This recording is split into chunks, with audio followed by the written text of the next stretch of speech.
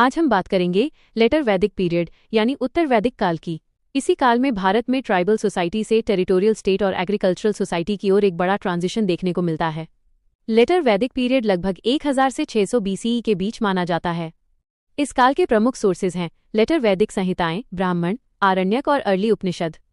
अब इस काल का सबसे महत्वपूर्ण जियोग्राफिकल चेंज समझिए। अर्ली वैदिक पीरियड में मुख्य क्षेत्र सप्त सिंधु रीजन था, लेकिन लेटर वैदिक पीरियड में आर्य बस्तियों का विस्तार गंगा यमुना दोआब, वेस्टर्न उत्तर प्रदेश, ईस्टर्न राजस्थान और बिहार की ओर हुआ।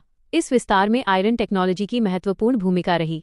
लोहे के औजारों ने जंगलों की सफाई और कृषि के विस्तार को आसान बनाया। इसी काल से पेंटेड ग्रेवेयर यानी PTW कल्चर को भी जोड़ा जाता है। बस्तियां अधिक परमानेंट और एग्रीकल्चरल होती गईं। अब बात करते हैं पॉलिटिकल डेवलपमेंट की। इस काल में ट्राइब से टेरिटरी की ओर ट्रांजिशन हुआ और जनपदों का विकास शुरू हुआ। कुरु, पांचाल, कौशल और विदेह जैसे बड़े पॉलिटिकल यूनिट सामने आए। राजा की पावर पहले की तुलना में ज्यादा मजबूत हुई और किंगशिप तेजी से हेरिडिटरी होती गई। राजा की पॉलिटिकल अथॉरिटी को मजबूत करने के लिए राजसूय, अश्वमेध और वाजपेय जैसे रॉयल रिचुअल्स किए जाते थे। सभा और समिति जैसी संस्थाएं अभी भी मौजूद थीं, लेकिन उनका प्रभाव धीरे धीरे कम हुआ और पॉलिटिकल पावर राजा तथा एलीट ग्रुप्स के हाथों में अधिक केंद्रित होने लगी। अब आते हैं इकोनॉमी पर। लेटर वैदिक इकोनॉमी पहले की तुलना में ज्यादा एग्रीकल्चर बेस्ड हो गई। राइस, बार्ली और वीट जैसी फसलों का उत्पादन बढ़ा।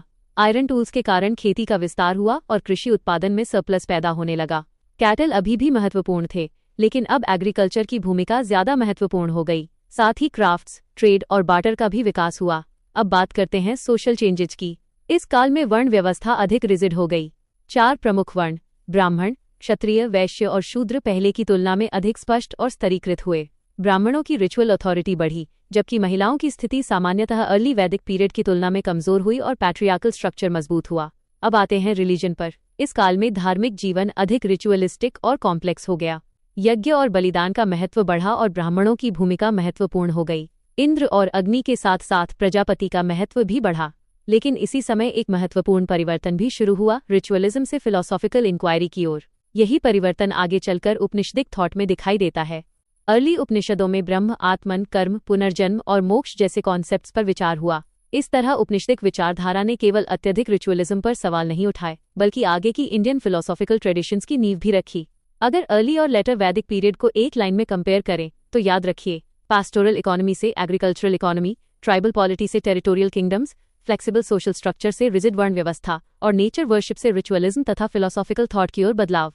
लेटर वैदिक पीरियड ने भारत को एक पास्टोरल ट्राइबल सोसाइटी से एग्रीकल्चरल टेरिटोरियल सोसाइटी की ओर ट्रांसफॉर्म किया और आगे महाजनपदों, स्टेट फॉर्मेशन, सोशल स्ट्रैटिफिकेशन और इंडियन फिलोसॉफिकल ट्रेडिशंस के विकास की मजबूत नींव रखी।